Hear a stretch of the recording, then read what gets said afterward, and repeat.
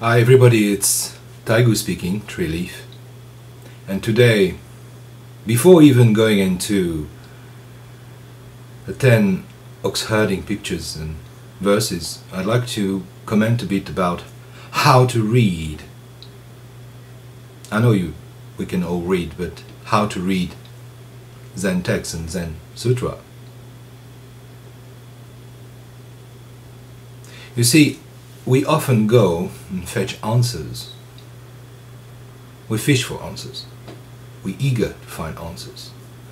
And the actual action of going for answers is a major obstacle to really read and fully realize what it's all about. Answers are basically dead. They're dead bodies and bodies. They're very friendly. We like answers. We've got our heads full of them. But they're just traps and trips.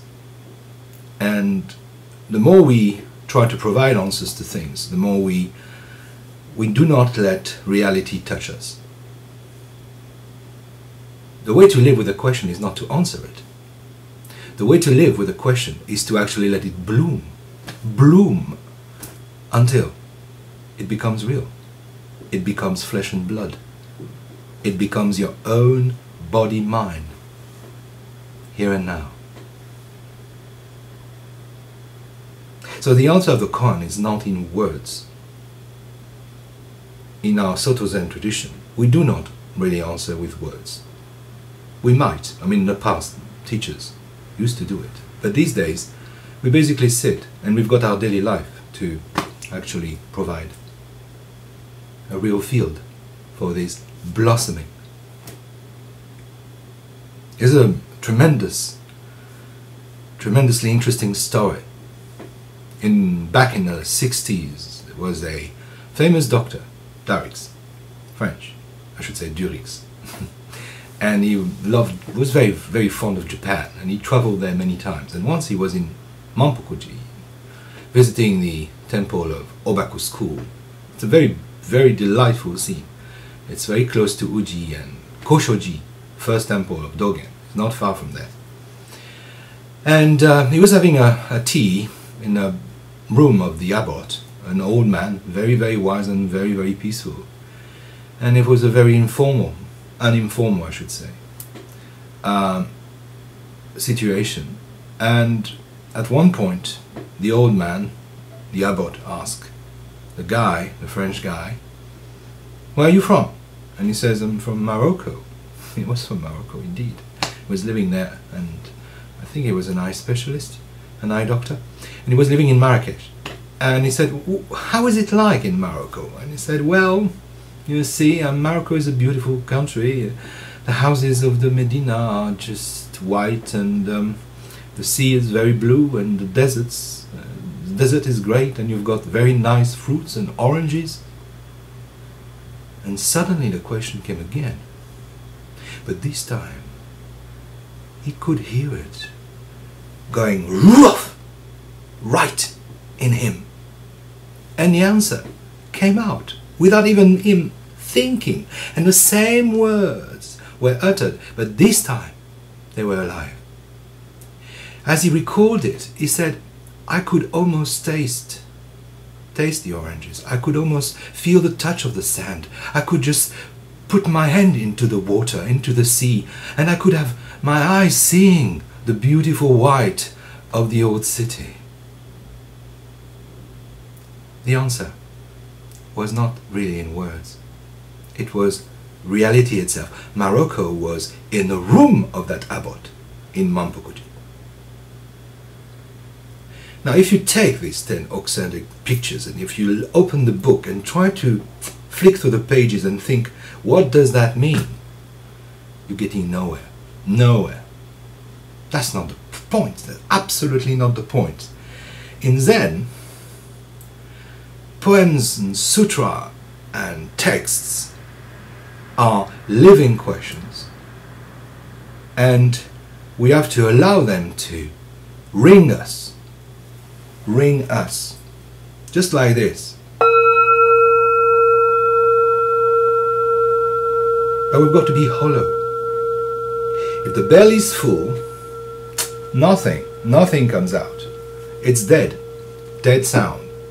You know that.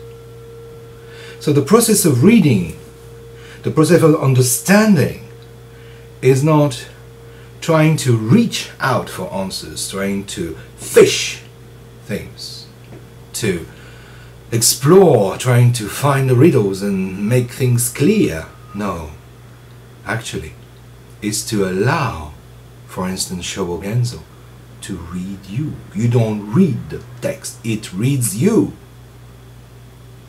And it makes you clear.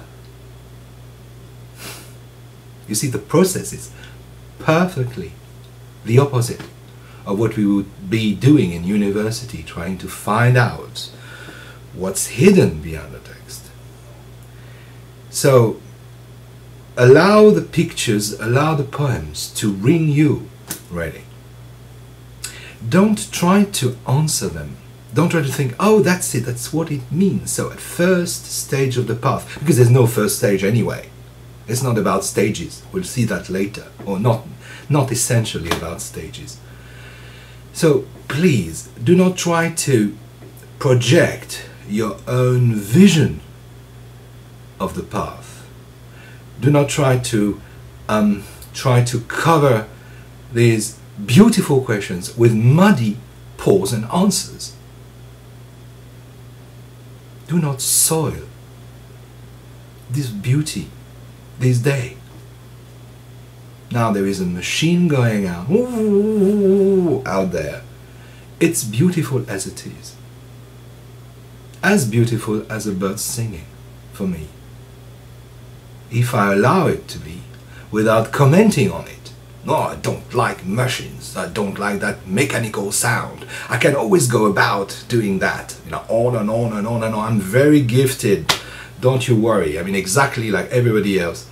But there are moments where I give myself a rest. And that's what I also want to say. Give yourself a rest. Give your critical mind a rest. But be amazed. Be open. So take these verses, take this picture to the marketplace. Take them in your life. And just let them live with you, in you. What does that mean? Well, find out. But be curious about it. So it's not about opening a book or just looking through an internet site. It's about being really, fully, blossomingly alive. I just say that all the time, you know. It's to convince you, but also to convince myself, because I'm pretty dead most of the time. No, joking. Yes, I am. Everybody is. We've got to wake up. And waking up is to really be ready to receive life, to welcome life. So let these mirrors, mirroring your life, and let your life expressing what these poems are just pointing out.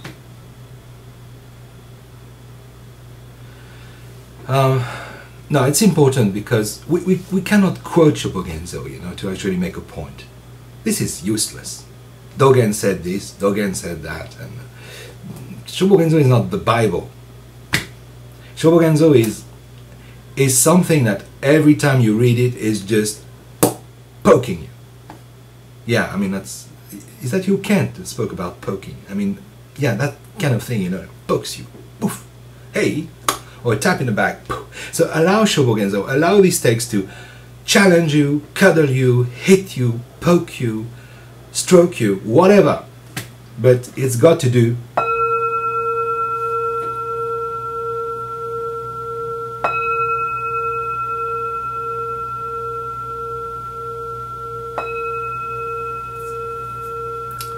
sit well and live well. Thank you. Oh yeah, see you next time. First picture.